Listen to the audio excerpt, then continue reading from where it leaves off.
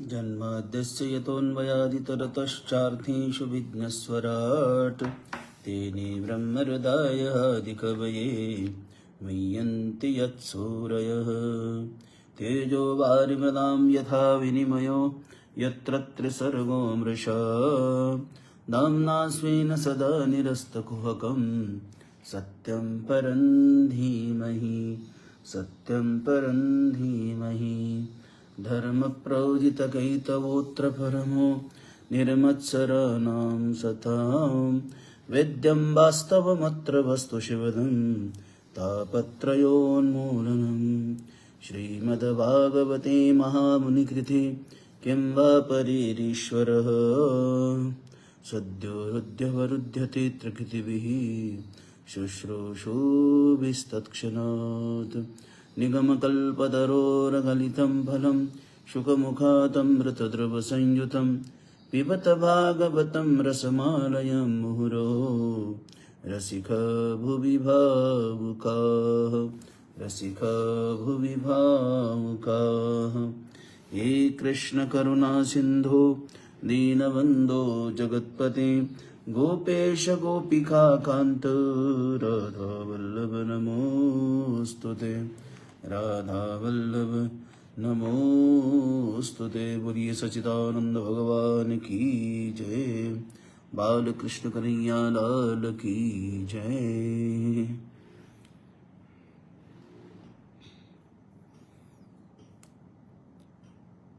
तो सज्जनों,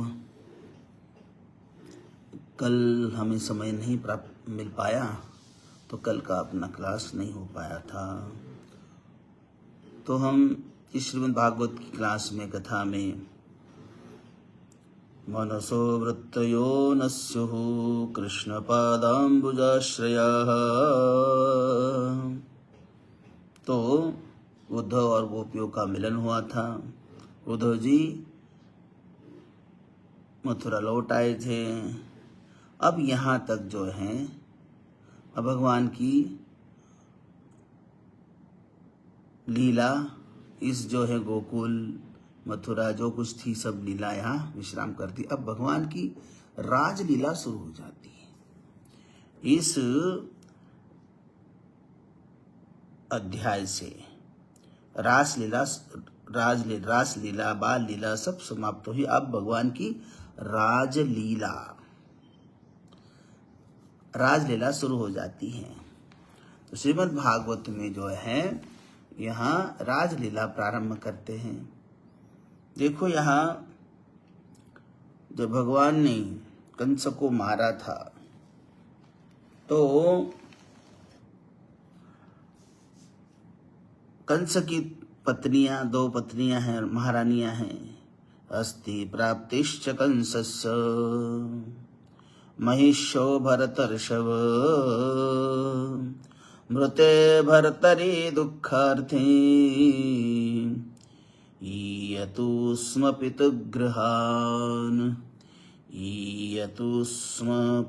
पितुगृहान्। रोती बिलकती हुई जो है वो अपने पिता के यहाँ चली गई है।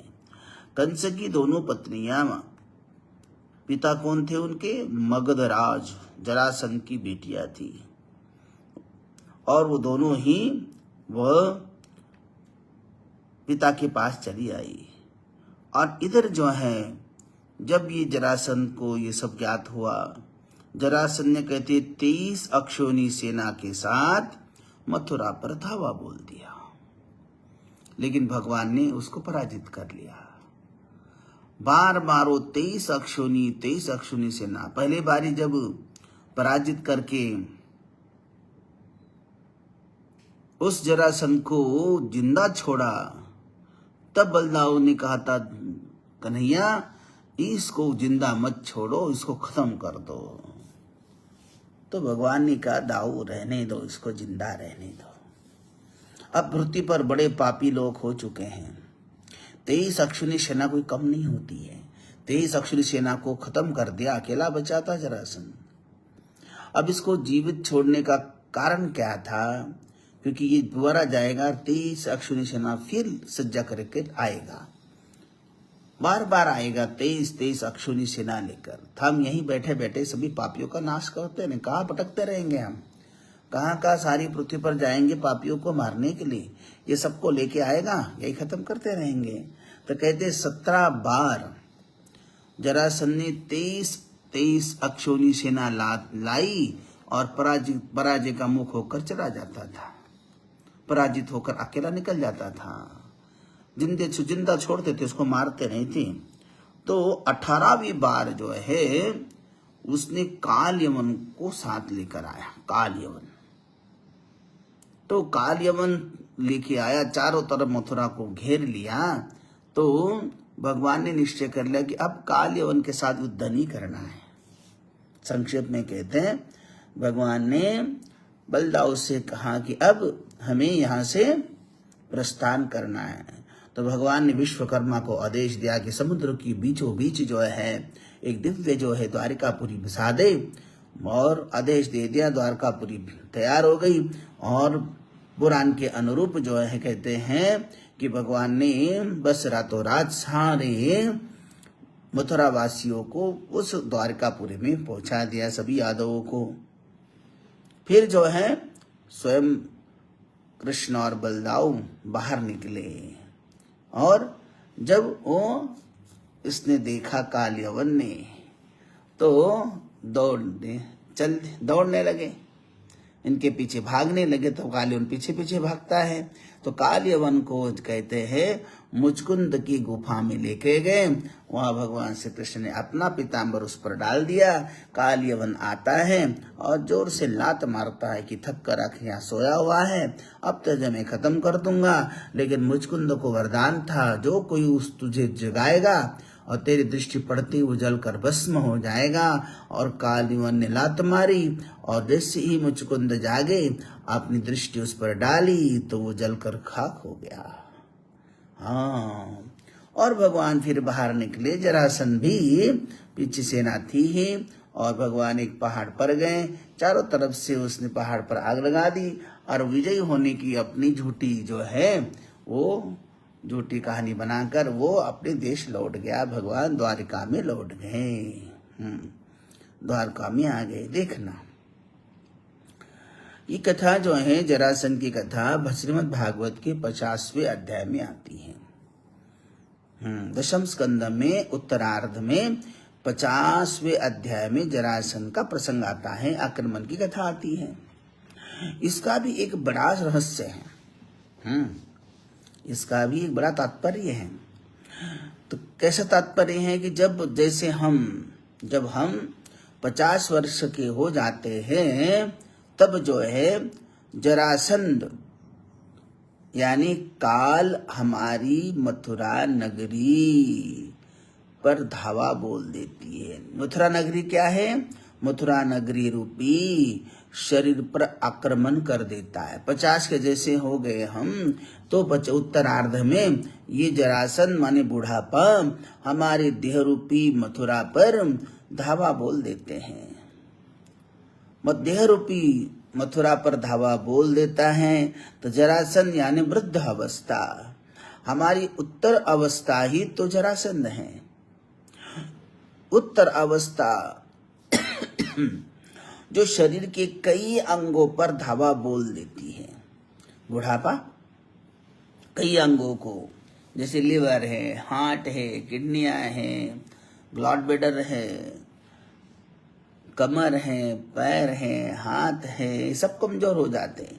तो वृद्ध अवस्था हमारी उत्तर अवस्था है जो जरासंध है, जो शरीर के अनेक कई अंगों पर धावा बोल देती है। और 50 वर्ष पूरे होने पर तो जरासंध आता ही है। जरासंध के आने पर जो है मथुरा का गढ़ जो है, देह रूपी जो स्ट्रांग जो है वो टूटने लगता है। जरासंध के बुढ़ापे से आते ही ये शरीर के जो खाए पिए जवानी में खूब कुछ कसरत कर लियो क्या, वो उसका मथुरा का गढ़ टूटने लगता है, ढीला हो जाता है। तो आंखों से भी कम दिखाई नहीं देता है, कानों से कम सुनाई देता है, हाथ पांव की भी शक्ति क्षीण होने लग जाती है। तो तो समझ जाना कि जरासंध ने आक्रमण किया है। हाथ पैर भी दुखने लग जाए, हिलने लग जाए, आंखों से कम दिखाई देने लगे, कान से कम सुनाई देने लगा, बुद्धि से भी विचार कम होने लगे और भूलने की आदत होने लगी, तो समझ लो कि जरासंध ने आक्रमण कर दिया है। भगवान ने जरासंध को 17 बार पराजित किया था। कितने बार? 17 बार। 18th बार, 17 बार और 18वें बार जब आया वो काल यवन को लेके आता है। देखो भगवान ने 17 बार पराजित किया था, वो 18वीं बार भी काल यवन को साथ लाया है। जब जरासंध यानी वृद्धावस्था अपने साथ काल यवन यानी काल को साथ लाता है, तो काल के साथ आता है, तो तब उससे बचना आसान नहीं है। जब 18वीं बार इस देह रूपी मथुरा पर ये बुढ़ापा जरासंध धावा बोलता है, वो काल यवन के साथ धावा बोलता है, तो बचना आसान नहीं है। काल यवन से बचना आसान नहीं है। तो इस श्री कृष्ण को मथुरा छोड़कर द्वारका जाना पड़ा। हाँ, अर्थात देखो, हाँ, क्योंकि देह रूपी ये मथुरा 17 बार तो बहुत मार खाई है और जी पूरी जर्जर हो चुकी है नगरी। सारे अवयव, सारे द्वार उसके ढीले ढीले हो चुके हैं। 11 इंद्रिय उसके द्वार है, वो भी बिल्कुल जर्जर हो चुके हैं। तब वो 18वीं बार काल आता है। काल धावा बोलते ही काल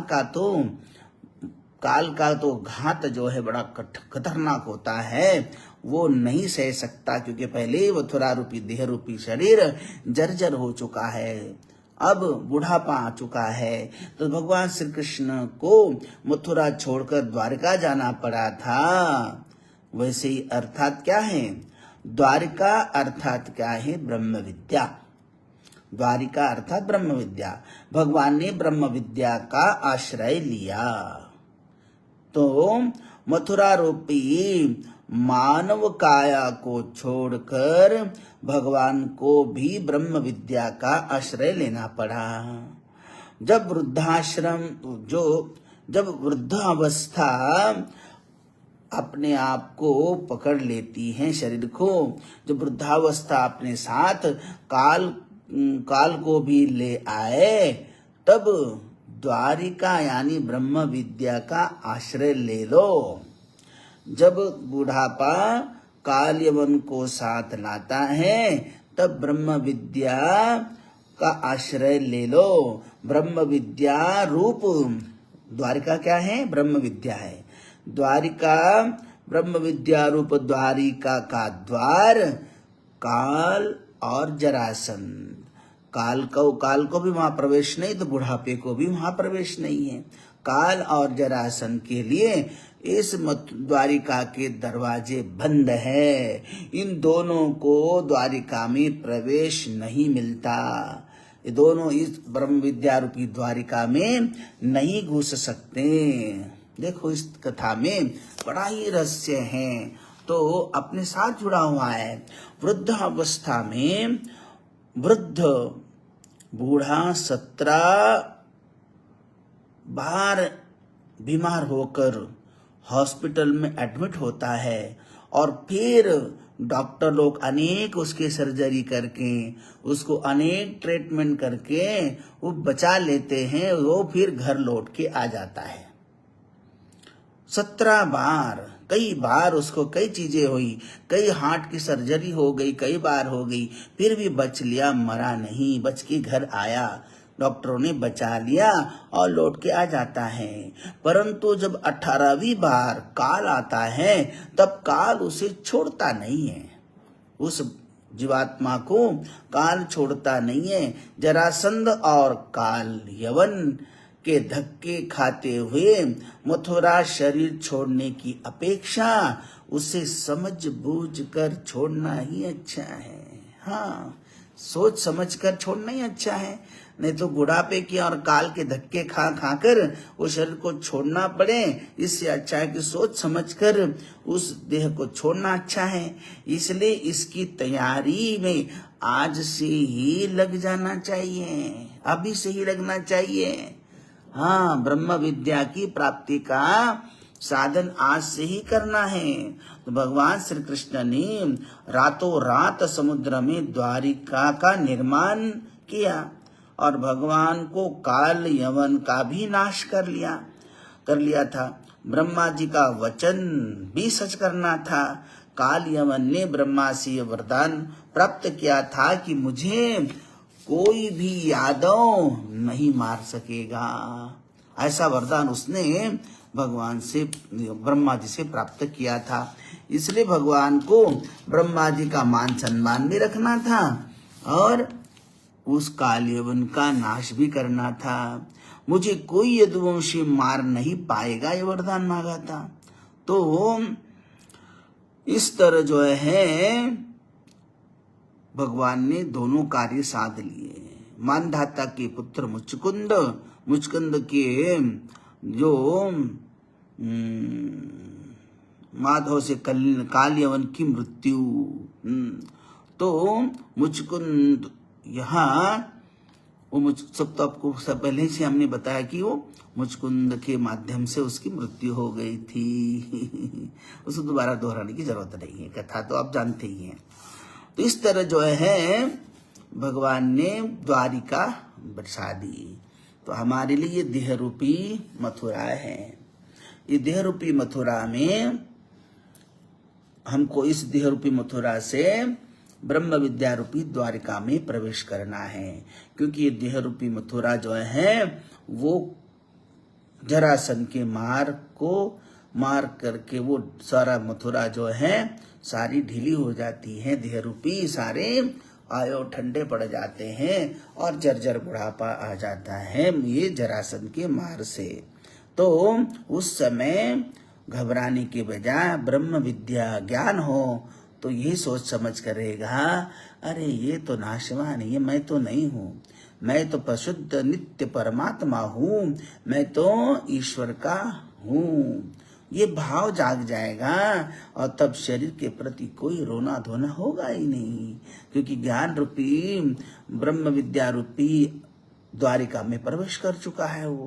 वो शरीर रहे या चला जाए, शरीर तो मैं हूं नहीं, ये मेरा है ही नहीं है। मैंने इतने साल उसमें जरूर निवास किया, अब उसका तो अंत होना है, मेरा अंत तो नहीं होना। ये भाव ब्रह्म विद्या द्वारिका में प्राप्त होता है।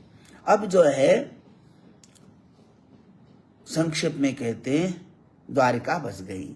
अब तो सभी वसुदेव देव की वही यादव, कई यादव, सभी यादव वहां पर आए हैं। अब बलराम जी का रेवती के साथ विवाह हुआ। रेवत की कन्या रेवती के साथ विवाह हो गया। अब इधर जो है परीक्षित ने पूछा, भगवान मैं रुक्मिणी विवाह का प्रसंग भी विस्तार से सुनना चाहता हूँ। बलदाव जी का तो आपने बता दिया कि बलदाव जो रेवती से विवाह हुआ, बस इतना ही बताया। लेकिन मैं कन्हैया का, श्री कृष्ण का तो रुक्मिणी के साथ विवाह जो है भगवान के विवाह को विस्तार से सुनना चाहता हूँ। तो इस तरह जो है परीक्षित ने पूछा, सुनना चाहता हूँ। हमने सुना है कि भगवान श्री कृष्ण ने भीष्म की नंदिनी रुक्मिणी देवी को बलपूर्वक हरण करके राक्षस विधि से उनके साथ विवाह किया था। ये सब मैं सुनना चाहता हूँ। तो सुखदेव जी कहते हैं कि विदर्भ राजा है परीक्षित, विदर्भ राजा भीष्म के ये उनके 5 पुत्र थे। भीष्म के उनके 5 पुत्र थे और एक कन्या थी। सबसे छोटी जो है वो रुक्मिणी थी। वो 5 पुत्र कौन से थे?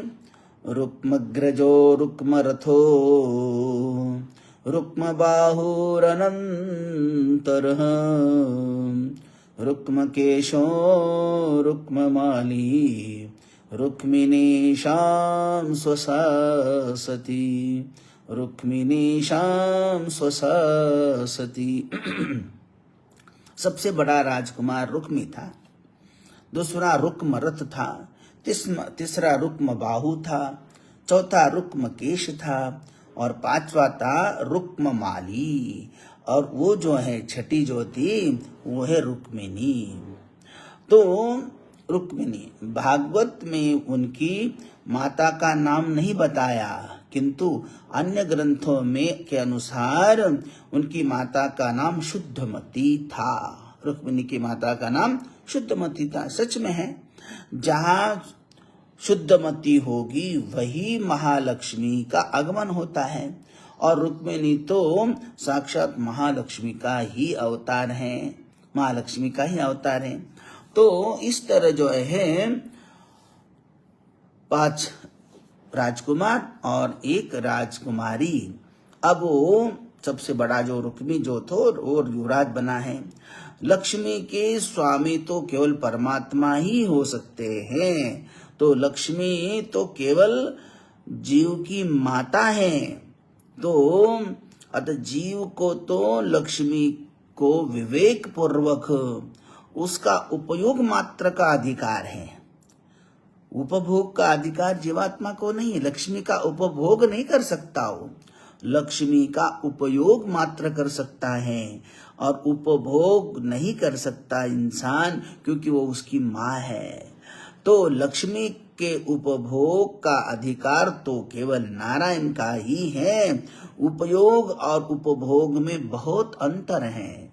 उपयोग करना, हाँ, उसका लाभ उठाना, उपयोग करना है। सदुपयोग भी, दुरुपयोग भी कर सकते। तो उपभोग केवल भगवान का, उसमें बड़ा अंतर है। इसलिए उपयोग उसे कहते हैं इंद्रियों को अनिवार्य वस्तु यानी विषयों का देना।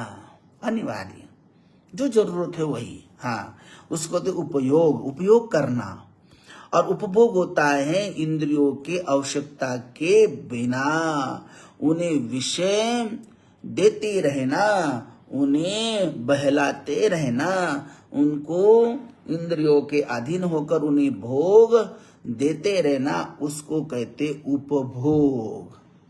उपयोग जितनी आवश्यकता है भूख उतनी खा लेना, और उपभोग आवश्यकता के अनुरूप दूसरे अन्य भोगों को, इंद्रियों को अति भोगी बना देना, उस उपभोग कहते हैं।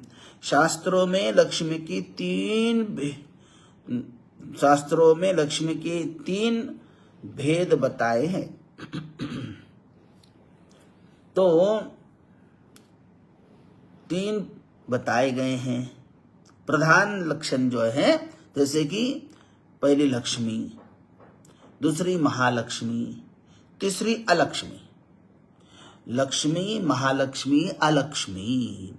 लक्ष्मी किसको कहते हैं, महालक्ष्मी किसको कहते हैं और अलक्ष्मी किसको कहते हैं। हम पहले देखते हैं कि लक्ष्मी किसको कहते हैं। लक्ष्मी जो नीति और अनीति से प्राप्त धन को साधारण लक्ष्मी कहते हैं। नीति अनीति दोनों भी मिलावट है, उसमें नीति भी है अनीति भी है। धर्म और अधर्म के द्वारा, खिचड़ी के धर्म अधर्म रूपी खिचड़ी के द्वारा जो लक्ष्मी प्राप्त कर ली है उसको कहते हैं लक्ष्मी। और जिसमें कोई झूठ भी है, कोई सत्य भी है, दोनों मिलाकर पाप पुण्य झूठ और असत्य मिलकर जो लक्ष्मी कमाई गई है, तो नीति और अनीति से प्राप्त धन को साधारण लक्ष्मी कहते, तो साधारण लक्ष्मी होगी। फिर महालक्ष्मी धर्म मार्ग से प्राप्त, केवल धर्म मार्ग से प्राप्त धन को महालक्ष्मी कहते हैं। जीवन में धन नहीं, धर्म ही मुख्य है। धर्म ही मृत्यु के पश्चात साथ आता है। ऐसा धन ही हमेशा केवल शुभ कार्य में ही खर्च होता है, वो ऐसे फालतू कामों में, क्योंकि वो महालक्ष्मी है, धर्म से कमाया हुआ है। क्योंकि यह अशुभ कार्य से अर्जन नहीं है। जब अशुभ कार्य से अर्जन कार्य कर्म से अर्जन नहीं है, प्राप्त नहीं है, तो वो अधर्म में नहीं लगता। लेकिन जब अधर्म से धन आया तो वो अधर्म की जगह लग जाता है। जब वो कोई अधर्म से पैसा घर में आता है तो उसके पीछे पीछे कई बीमारियां आती हैं, कोई व्यसन आता है, जुआ आता है, हाँ, तो अनेक कुकर्म आ जाते हैं। और अलक्ष्मी किसको कहते हैं? लक्ष्मी, महालक्ष्मी और अलक्ष्मी, 3 प्रकार की लक्ष्मी है। लक्ष्मी उस धन को कहते हैं जो धन केवल पापाचार, लूटना, पाटना, चोरी, अनिति से कमाया गया हो। ऐसा धन केवल विलासिता में ही बह जाता है और जीवन भर शांति देने के बजाय वो रुलाता ही है। अलक्ष्मी जो है अधर्म से कमाई गई है, लूटपाट से दूसरे को दुखी करके कमाई हुई है धन जो है वो शांति के बजाय वो जीवन भर रुलाती रहती है, ऐसी वो लक्ष्मी है, उसको कहते अलक्ष्मी। तो साधारण जीव जब देखो यहाँ ये कहता है कि मुझे तो पहले होश संभलता है तो कहता है कि मैं तो धर्म मार्ग से चलूंगा, धीरे धीरे धर्म मार्ग से चलता है। लेकिन जब देखता है कि अधर्म करने वाले बड़े बड़े बंगले बना रहे हैं तो मैं भी क्या धर्म से लेके बैठूं, वो भी अधर्म में चलता है। तो इस तरह जो है साधारण जीवात्मा विवाह करता है। साधारण जीव जब विवाह करने जाता है तो वो कामाधीन होकर जाता है, और भगवान जब प्रभु का विवाह करने जाते हैं तो वो काम रहित होकर जाते हैं। तो नहीं, वे तो केवल कामना रहित, इच्छा रहित के ही साथ विवाह करते हैं। काम वाले साथ, जो इच्छा वाले के साथ विवाह भगवान करते ही नहीं है। इसलिए यहाँ जो है रुक्मिणी विवाह योग्य हो गई। रुक्मिणी का विवाह जो है पिता तो चाहते कि वो उनका विवाह द्वारकाधीश के साथ हो जाए, लेकिन बड़ा भाई जो है वो शिशुपाल के साथ विवाह करना चाहता है अपनी बहन का। वो पक्का द्वारकाधीश का विरोध करता था। अब जो है विरोध करने वाला रुक्मी जो है और रुक्मिणी के पिता माता जो द्वारकाधीश के साथ विवाह करना चाहते, और रुक्मिणी भी द्वारकाधीश से ही प्यार करती हैं। तो रुक्मिणी चाहती कि मुझे द्वारकाधीश से मेरे पति हो, अन्यथा मैं किसी के साथ भी विवाह नहीं करूंगी। तो लेकिन रुक्मी चाहता है कि, और रुक्मिणी ने तुरंत जो है शिशुपाल के साथ उनका विवाह भी तय कर लिया, ये भी हो गया, और बारात भी आने वाली है। तब रुक्मिणी को जब पता लग गया, रुक्मिणी ने तुरंत जो है रुक्मिणी ने एक विश्वास पात्र सुदेव ब्राह्मण को बुलाया। सुदेव ब्राह्मण को उन्होंने एक पत्र लिखा है, सुदेव ब्राह्मण के हाथ भेजना है। तो उन्होंने रुक्मिणी ने 7 श्लोक में एक पत्र लिखा है। श्रुत्वा गुणान् भुवन सुंदर शृण्वतान्ते निर्विश्य कर्ण विवरे हरतोंग तापम रूपं दृशां दृशितमां रूपं दृशा दृशिमतामखिलार्थलाभं त्वय्याच्युता विशति चित्तमपत्रपन्मे त्वय्याच्युता विशति चित्तमपत्रपं मे का त्वा मुकुन्द महती कुलशीलरूपम् विद्यावयोद्रविण धामभिरात्मतुल्यम् धीरापतिं कलवतीव कुवृणीत कन्या कालेन सिंहनरलोक मनोभिरामम् कालेन सिंहनरलोक मनोभिरामम् तन्मे भवान् खलु ऋतक्तरिगङ्गपाया तन्मे भवान् खलु वृत्तं परिरङ्गजाया मात्मार्मितश्च भवतोऽत्र विभो विधेहि मा वीरभागमभिर्मर्षर्तो चैद्य आरात् गोमायुवन्मृगपते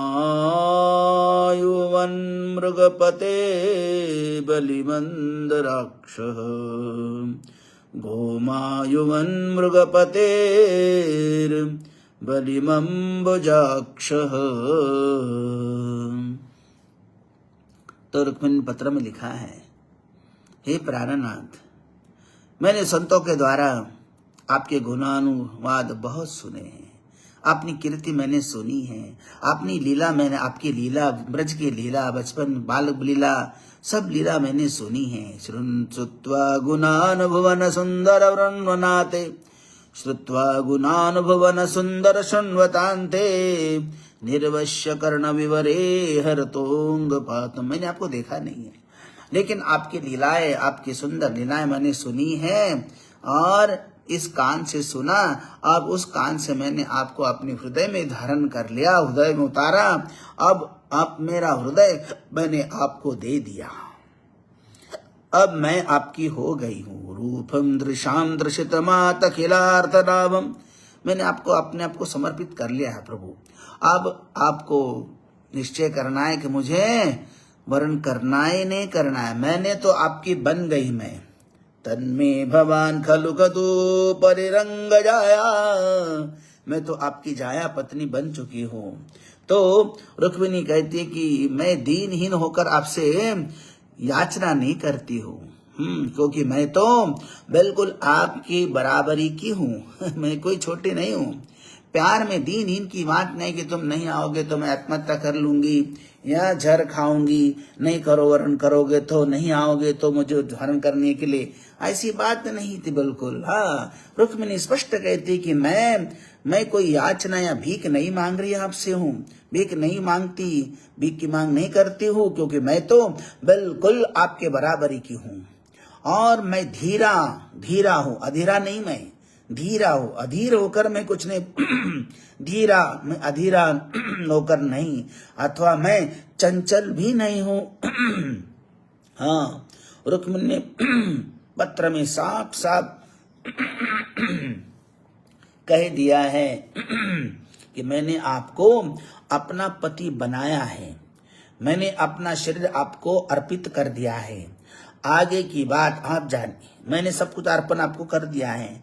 कि ऐसा न हो कि सिंह का हिस्सा कोई सियार ले जाए, आप आकर मेरा पानी ग्रहण कीजिए।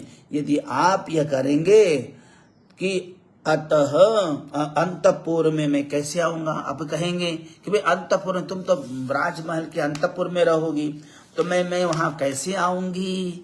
हाँ, मैं तो कैसे आऊंगा वहां पर, तुम तो सोचोगे। तो रुक्मिणी पहले कहती है, अगर ऐसी भावना आती है, पूर्वैद्य सुर से महति कुल देवी यात्रा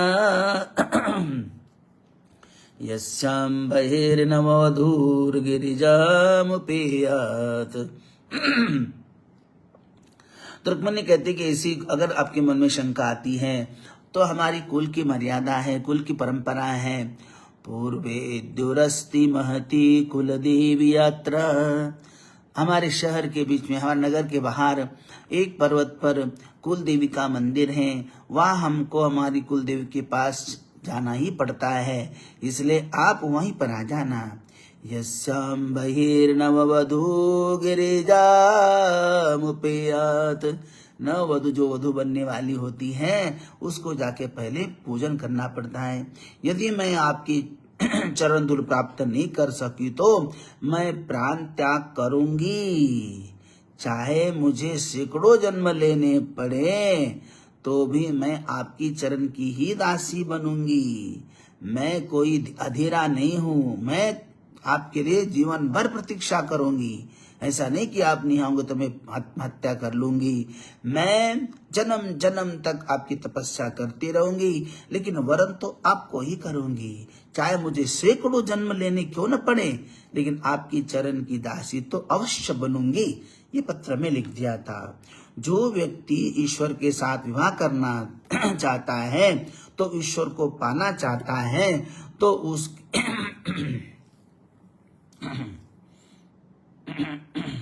उसके रिश्तेदार बहुत सताते हैं। ईश्वर की तरफ जाने वाले को, अधर्म तरफ जाते तो उसके लिए कोई रोकता नहीं, जा कुकर्म कर, जो भी करना है। लेकिन जब वो कोई संत बनना चाहता है, ईश्वर की प्राप्ति के लिए जाता है, तो अनेक रास्ते में विघ्न उपस्थित करते रहते। परिवार वाले खड़े हो जाते हैं, रोने धोने लगते, शादी नहीं करूंगा, संसार में नहीं रहूंगा, मुझे तो ऐसा करना है, वैसा करना है। सारा परिवार दहल उठता, सारे रिश्तेदार विरोधी बन जाते हैं। बोलो सच्चिदानंद भगवान की जय। शेष चर्चा कल के लिए रखते हैं। आज के लिए यहाँ विश्राम करते हैं।